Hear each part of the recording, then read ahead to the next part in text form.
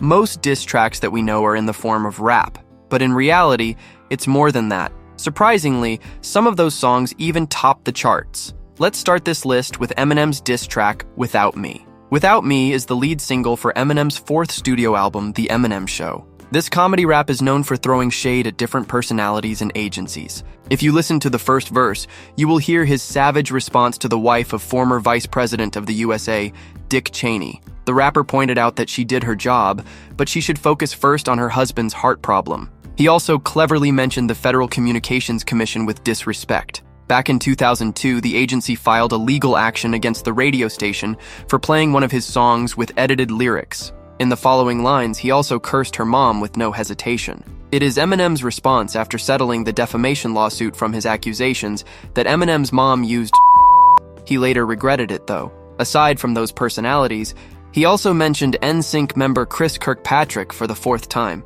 He also referenced the metal band Limp Bizkit for siding with Everlast, with whom he had a feud. On the other hand, he also called out Moby for his remarks, telling the rapper that his comments were misogynistic, homophobic, racist, and anti-Semitic. Next on our list is this powerful ballad that defined the 2000s decade. Cry Me a River is the second single from Timberlake's debut album, Justified. According to reports, this heartbreaking track was about his high-profile breakup with ex-girlfriend Britney Spears. During the early 2000s, there were rumors that Britney had an affair with Timberlake's choreographer and mutual friend, Wade Robson. And yeah, it was so obvious. Back in 2003, Britney responded in this track with a pop ballad, Every Time. Her co-writer Anat Artani mentioned how Britney was emotionally hurt when he released that hit. 21 years after the incident, Britney herself confirmed that there's something between Wade and her memoir. Just take note that she emphasized that he cheated first, not telling who the woman is. Let's move on to the juicier part. Hollaback Girl is a 2005 pop hit from her debut solo studio album, Love, Angel, Music, Baby. This song is an ironic response to Courtney Love's derogatory remarks, where she referred to Gwen as a cheerleader. But in her third single, she made it clear that she's not a Hollaback Girl. She emphasized that she can dominate on her own, without trying to please others or follow anyone's lead. Take note that she was 36 years old when she made this video, making it more iconic. Coming right up is a heavily club-themed track, Give It To Me. Give It To Me is the first single from Timbaland's second studio album, Shock Value. If you scrutinize Nelly Furtado's verse, you might sense some tension with Fergie. On April 25, 2006, Nelly Furtado released Promiscuous. Then, 6 months after she released it, Fergie released Fergalicious. Some rumors speculate that the track was a diss about Nelly's biggest hit. As a possible response, she fired back with these lines, mocking Fergie's solo activities away from the Black Eyed Peas. However, Nelly herself revealed that they had talked about this matter at the club, and cleared up that Fergalicious was not aimed at her. For Justin Timberlake, his verse has two major rumors from his fans. First, this lyric might be about the infamous wardrobe malfunction of Janet Jackson during the Super Bowl 2004. It was also under gossip that this lyric might be a clapback against Prince's comment during his Emmy speech about his chart-topping song Sexy Back. But the main diss here, is the conflict between the American producer and Scott Storch over the production credit for Timberlake's hit, Cry Me a River.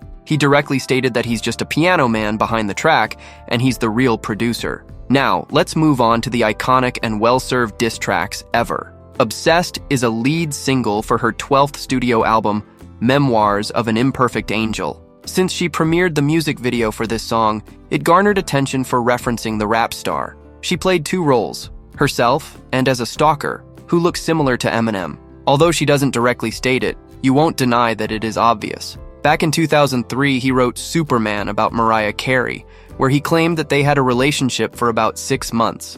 He was even mentioned in the last part of the first verse. He also mentioned Mariah on When the Music Stops, the live version of Puke, and a collaboration song, Jimmy Crack Corn. What triggered the American singer to release that track was the 2009 slightly dissed song Bagpipes from Baghdad. The song is about her now ex-husband Nick Cannon, and Eminem's obvious lust and obsession with Mariah. If I were a 20-year-old guy in that era, I would immediately think that he's obsessed with her. She keeps denying the allegations that they were together, while the rapper keeps mentioning her. Now, this little observation and investigation makes total sense. Of course, the real Slim Shady won't pass this timeless diss track, where he responded with The Warning.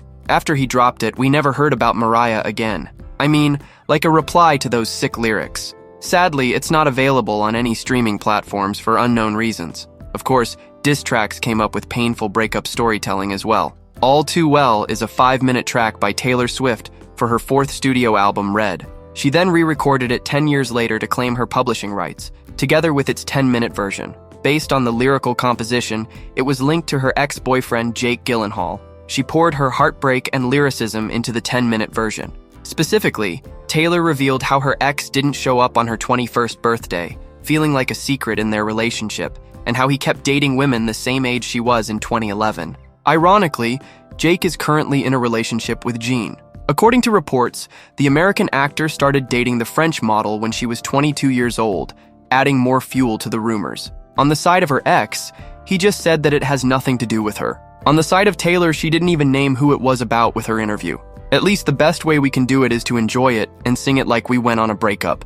After the intense breakup song of Taylor Swift, let's move on with Bad Blood. Bad Blood was the 4th single of her pop-driven album, 1989. Kendrick Lamar was featured on the official remix version of the song. The song expresses Taylor's feelings about being betrayed by someone she once considered a close friend. In her exclusive interview with Rolling Stone, Taylor Swift stated that Bad Blood was meant for another pop star. After that interview, Swifties and media outlets immediately interpreted the song as being about Katy Perry. There were a few reports before that the feud began when some of Swift's backup dancers left her tour early to join Katy Perry's Prismatic World Tour, which was seen as a betrayal by Taylor. 3 years after Taylor dropped this alleged diss track, Katy responded with Swish Swish. Swish Swish is a 3rd single from Katy's 5th studio album, Witness. If you listen to the song, it is about self-empowerment and a response to her haters. However, many believe that it is a diss comment to Swift's 2015 hit, Bad Blood. The lyrics include loaded terms like karma, calculated, receipts, and casket, which many interpreted as subtle jabs at Taylor. During the carpool karaoke with James Corden, Katy Perry acknowledged this beef with Taylor Swift about her backup dancers. Conversely, if you dig deeper into Nicki's rap verse, some of its lyrics are interpreted as a subtle jab at Remy Ma's song, Shether. Before we continue the feud between the two pop stars, let's first discuss the girl power anthem, Shout Out to My Ex. Shout Out to My Ex is a lead single from Little Mix's 4th studio album, Glory Days. The song is widely considered a female empowerment anthem, illustrating their freedom after they moved on from their cheating ex. Nevertheless, fans started to investigate and concluded later that the song was about the relationship between Perry and Zayn. They came up with that conclusion since the cameo of a guy in their music resembled Perry's ex. According to Teen Vogue, the original lyrics for the song were more explicit. Others guessed that it referenced Zayn's then-girlfriend, Gigi Hadid. Sorry for that commercial, but let's continue Taylor's ongoing feud with this song. Look What You Made Me Do is the 1st single from her 6th studio album, Reputation. The track is widely considered a diss track against the couple Kanye West and Kim Kardashian. Others speculated that it might also be about Katy Perry. If you listen to the track, it references the tilted stage where Kanye West performed during his tour and Katy's Super Bowl performance. She then references the rapper's controversial line in his song, Famous, with its indirect diss lyrics. When she released that song, the rapper claimed that the American pop star approved that line. However, it doesn't match the singer's response. As his supportive now ex-wife, Kim posted an edited clip to present that Taylor approved. Because of that issue, her haters flooded her social media accounts with snake emojis, calling her two-faced and a liar in 2016. Back in 2014, Katy Perry posted this tweet. Some fans speculate that these scenes, along with their dark lyrics, are intended as a diss from the pop star. 2 years after she released it as a single, the two pop stars were seen to be in good terms in Katy's cameo from You Need to Calm Down. About her feud with Kanye West, it seems like it's still up to this moment. He released this song last year along with the rapper Ty Dolla $ign, featuring lyrics alluding to Taylor and Travis's current relationship. Although Look What You Made Me Do came out back in 2017, fans speculate that Taylor still holds resentment toward Kim Kardashian after she released the 2024 track, Thank You, Amy. The song was stylized with capital letters K, I, and M, widely interpreted as a diss aimed at the American billionaire. Before we dive into the rest of the diss tracks, don't forget to like this video and subscribe to the channel for more updates on music and pop culture. Even though I don't usually listen to a lot of rap, let's break down the feud behind this song. Killshot is a record-breaking single by the legendary Eminem. The song itself is a direct diss to MGK in response to his clapback track, Rap Devil. Rap Devil is a track directly targeted at Eminem, where he mocks his age, security, and parenting. After he released it, Eminem directly dissed him with Killshot. It is obvious from the single cover, though. If you delve deeper into the lyrics, you'll find that it centers on crushing Machine Gun Kelly's credibility, mocking his style, and framing him as a fan-turned-hater. This feud started when MGK made an inappropriate comment about Eminem's 16-year-old daughter back in 2012. In 2015, the rapper claimed that Eminem banned him for going on Shade 45. After this allegation, the feud escalated into a series of diss tracks from Eminem and MGK. However, in 2020, it seems like Eminem moved on after he released Unaccommodating. MGK seems like he also moved on from beef after recalibrating his genre to rap and pop punk. After that brutal lyrical takedown, let's make it more edgy with Bizaraap Music Sessions Volume 53. Bizaraap Music Sessions Volume 53 is an award-winning single by Colombian singer Shakira and Argentine producer Bizaraap.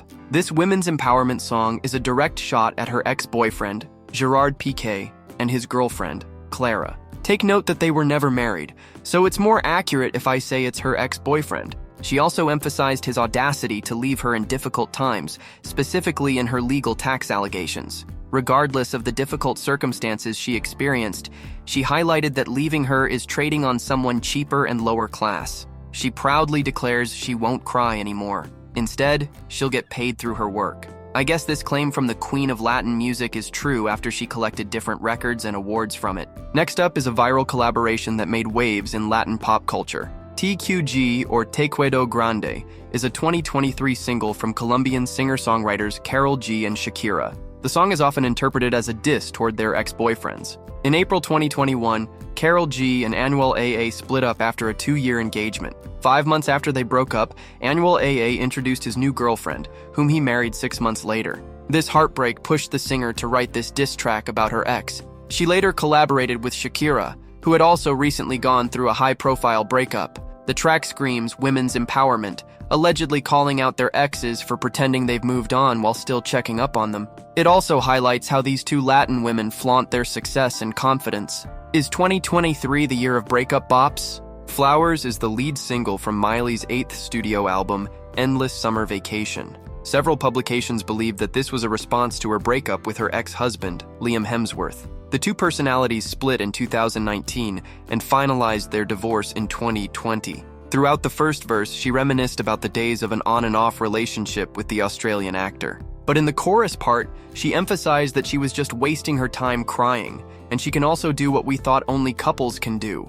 Yes, the chorus of the song references Bruno Mars's song, When I Was Your Man. It was even subject to a lawsuit, although I don't think the copyright holders should sue them. She even released this mega-viral hit on his birthday, making it more iconic. On top of that, she shot this music video in a mansion where Liam filmed Land of Bad. Now let's move on to the drama between Nicki Minaj and Megan Thee Stallion. Hiss is a second single from Megan's 3rd studio album, Megan. The song talks about different aspects of her personal life, but the main theme of the song here is how she disses Tory Lanez and his supporters, specifically Drake and DaBaby. On July 12, 2020, Megan Thee Stallion was shot in the foot, and Tory Lanez was found guilty in court and received a multi-year sentence.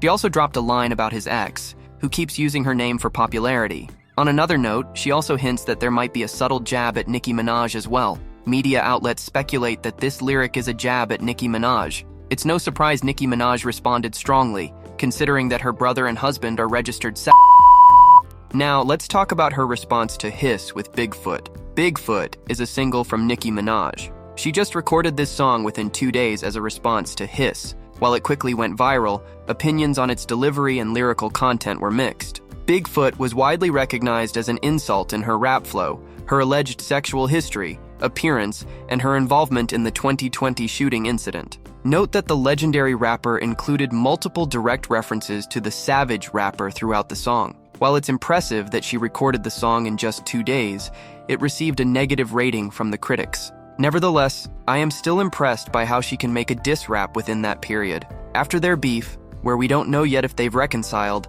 let's move on with the Drake and Kendrick Lamar feud. Like That is the third single from Future and Metro's collaborative studio album, We Don't Trust You. Kendrick Lamar was also featured on the track. It was widely seen as a response to J. Cole and Drake's collaboration on First Person Shooter. Throughout the song, Kendrick dismissed the concept of the Big Three of rap by J. Cole. He then aimed at Drake with a sharp, metaphor-laced verse. This track ignited a back-and-forth diss war between the two rappers. Continuing their back-and-forth beef, let's focus on the American rapper's Grammy-worthy track, Not Like Us. Not Like Us is a 5-time Grammy-winning single released by Kendrick Lamar. The song is widely interpreted as a diss towards Drake amidst their publicized feud. Not Like Us dropped just 20 hours after Kendrick released Meet the Grams, making it his second diss in less than a day. The track serves as a response to Drake's Family Matters, which itself was a reply to Kendrick's earlier tracks, Euphoria and 616 in LA. In this viral diss track, he accused Drake of being a pedophile due to his reported controversies that he was romantically linked with underage girls. Kendrick also claimed Drake for allegedly sleeping with Lil Wayne's girl and warned him not to disrespect Serena Williams again. A day after the song was released, Drake replied with The Heart Part 6. And now, we're done. What is your favorite diss track on the list? Comment below, and we will see you in our next video. Don't forget to subscribe.